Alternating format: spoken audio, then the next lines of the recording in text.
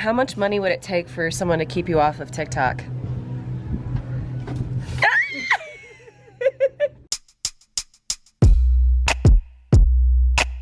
Welcome back, you beautiful nerds, to another edition of a video.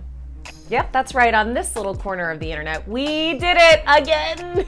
Every week, we're here! Let's just take a second to acknowledge that this little corner of the internet, well, it's a source of revenue for me. Well, mostly me. I mean, my sons also take a meaty cut of my take-home pay, those psychotic little fuzzballs. And I'd like to take this video to really lean in and nerd out on some digital marketing schemes that I've been hearing around in my industry spaces. This week, I'm going to be testing out a theory of how to grow out your audience on Instagram using the Reels product. We'll get into that. We're gonna pull that apart like string cheese on a sticky day in just a bit. But first, just let me say, if you like my vibe, please go ahead and talk to me in the comments below. Selfishly, I get a lot more excited about my videos when I know the individuals who are watching them. Like, take Lauren for an example over here. This crazy bitch is like always the first one to show up when I post a video, and she's always telling me how pretty I am. Thank you, Lauren. I read your comments, y'all, I really do. Even though a mental health professional might tell me it's best not to prioritize that, but to hell with that advice. But there's also another reason why liking and commenting and subscribing on your favorite videos are a good thing. That's because all of that interaction is good for our videos on the YouTube backend. I'm talking about the algorithm, darling. Yes, the algorithm. Have you heard of it? It's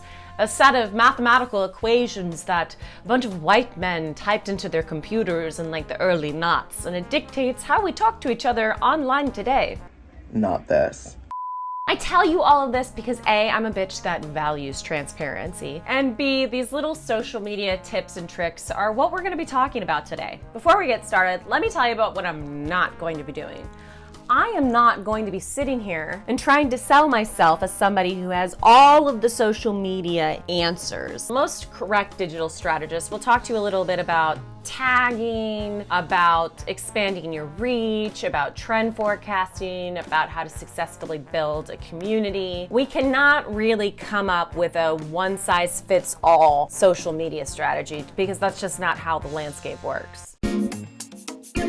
So for those of y'all who might be a little bit out of the loop, there is a freaking arms race between TikTok and literally every other social media platform because TikTok is just so dang popular. Their FYP algorithm, or For Your page, is powered by some kind of black magic that knows us better than we know ourselves. Anecdotally, I have heard so many internet culture specialists talk about how this is just a phenomenon. You might have noticed that YouTube has the hashtag Shorts or Shorts feature now, and Snapchat has Spotlight, and of course, Instagram has its Reels. Not only are social media sites opening up these kind of features that feel very eerily similar to TikTok, but they've also opened up billions in their budget to keep creators loyal to their particular social media sites. But you know, Chris Brown told us in 2013 that these hoes aren't loyal. They are not. And it seems that Mark Zuckerberg knows that, because of course he does. Because he announced in July 2021 that Facebook is going to be opening up $1 billion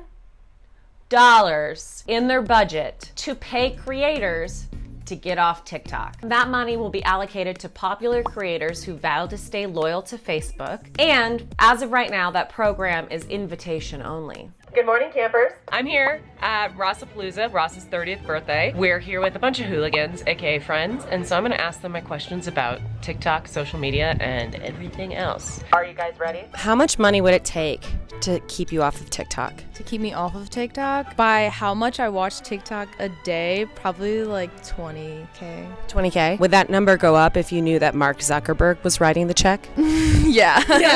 Probably I'd say like 100K. Hell yeah, hell yeah. Grace, how much money would it take you to stay off of TikTok? $1 million. $1 million? I'm on TikTok 24/7. My screen time, it's like probably 8 to 12 hours a day on TikTok. Would that number go up if you knew that Mark Zuckerberg was going to be paying you this money? Absolutely. It would go up. How much? A few million. Female. Have you ever made a TikTok? Yeah. Have you ever made a reel, an Instagram reel? No, I just don't feel the need to. Okay, so I heard insider intel that if you post 2 reels a day, you are guaranteed to add more traffic, more engagement, a better reach, sounds a little too good to be true, but I thought, why not? Let's try it. Wee woo! It's the sponsorship time. Can I get real with y'all just for like a second? Whoo! Life. I mean, it's a lot, you know, there's a lot going on, am I right? Like, whew, since the pandemic hit, I haven't really been feeling like I want to bang. There, I said it. Like a comet, my sex drive has just burned out bright. Don't blink, you'll miss it. But then a friend recommended to me that I try Dipsea, and at first I was like, IDK, I don't know about this, but then my friend was like, you like podcasts, right? You like listening to that kind of stuff. You'll love Dipsea. And boy, they were right. Dipsea is where stories meet sexual wellness. It's an app for sexy audio stories designed to turn you on and empower you to find the joy and confidence in and out of the bedroom. Stories are feminist, sex positive, inclusive, and are all created with women in mind. Each Dipsea story actually features what feels like real people in intimate situations, and it feels like you're right there with them. What I really love about Dipsea is it's super private. I just pop in my earbuds and I'm there. I'm in the story. I'm immersed. They have a wellness guide, they have meditations, they have assets and resources for you to really unwind from your day. For fans of Devin But Better, Dipsea is offering an extended 30-day free trial when you go to dipseastories.com/Devin Lytle, all one word. That's 30 days of full access for free when you go to DIPSEA stories.com/Devin Lytle. Dipseastories.com/Devin Lytle. Go ahead, try it out for yourself. It's worth every penny. And I won't tell anyone. That this is what you're into now. You won't be disappointed. Okay, now back to the episode. I haven't posted a reel today, and I'm supposed to post 2. It feels very unlike me and my social media behavior. I usually like to space it out a little bit more, like maybe once a week or something, but no. Okay, let's talk about what my Instagram looked like before this challenge. I'm gonna be honest with y'all, realistically, ever since I left BuzzFeed back in 2019, I have plummeted in my follow count. I have a couple theories as to why I might be losing followers on my Instagram. It might be because I'm posting a lot more poll content. I get it, you might be like on the subway with your coffee and you may be feeling like tired and you open up Instagram and then all of a sudden you see my ass. Oh my God! Another theory I have for why my follow count has gone down since leaving BuzzFeed is because I'm no longer in the BuzzFeed ecosystem. When I worked at BuzzFeed, we were constantly vlogging each other and constantly tagging each other. While I don't love losing followers, it does provide me with this beautiful opportunity to test out this challenge. We just posted our reel for today. I'm not gonna lie, it was a struggle to come up with content. I just did a day in the life vlog. All of those day in the life TikToks that come across my For You page, they're day in the life of a dominatrix in LA, day in the life of a fashion influencer in New York, day in the life of a model in Milan. I watch them all. I made one of those, put it up on my gram. I truly don't think that it's going to yield many results. It's interesting because even though at this point I've been doing Instagram reels. Oh, Mars, you were just stealing the show, aren't you? Even though I've been doing like posting a reel a day, every day for a week, I have gone up like 3,000% on impressions, but it hasn't resulted in any followers or subscribers. Maybe more people are seeing my content, but I'm actually losing followers. So I don't know if I feel incentivized to keep doing this. I definitely feel like I'm being really annoying, but we're gonna keep it up, aren't we, buddy? You're just too much, Mars. Maybe I should just make content about you. Yeah. I turn my back for 1 second, and then he does that.